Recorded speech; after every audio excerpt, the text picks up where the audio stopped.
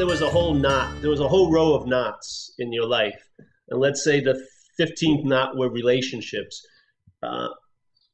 Concerning you, they've never seemed to have worked out. So let's say, okay, I'm going to work on that knot of relationships. So I take a workshop on relationships, and the knot loosens up. And so I get really excited about the results. So I call my friends up and I try to sign them up for the workshop, and I tell them the author who wrote the book about the workshop. And then maybe 3 or 4 weeks go by, or a month or two, and the knot seems to tighten up again. So now, I hate that guy who had the workshop, and I'm really pissed off because nothing worked. And it didn't seem to affect my idea about money or my idea about my health. That I just worked on that one knot and I got a little relief. Well, what would happen if you followed that knot back to the first knot?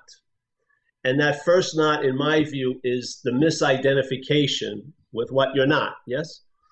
And let's say you told the truth about that.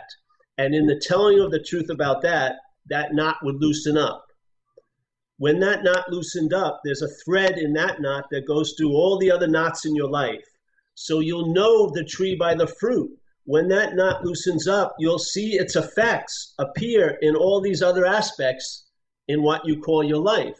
And in that, there's a convincing, let's say, there's no need for it, but there's a validation or a convincing where that knowing of it is now unspoken, and it gets to be stabilized in you. It kind of becomes a conviction then. A deep conviction, yeah.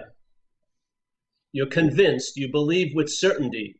In other words, something has been revealed, and there's a great ability that hopefully you and I have, which is the ability to become convinced, yes?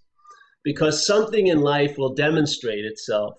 Many, many times they're over, but most of us are in an active denial of it.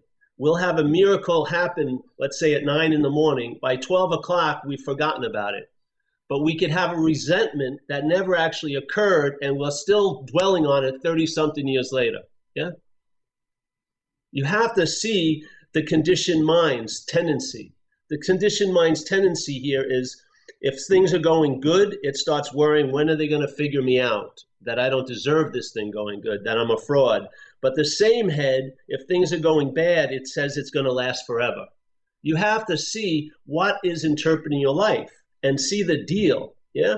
And then by telling the truth about its fruits, you'll probably be weaned off of wanting to eat those fruits. In that telling the truth about what you're not, that to me is the solution. You can't tell the truth about the solution, yeah?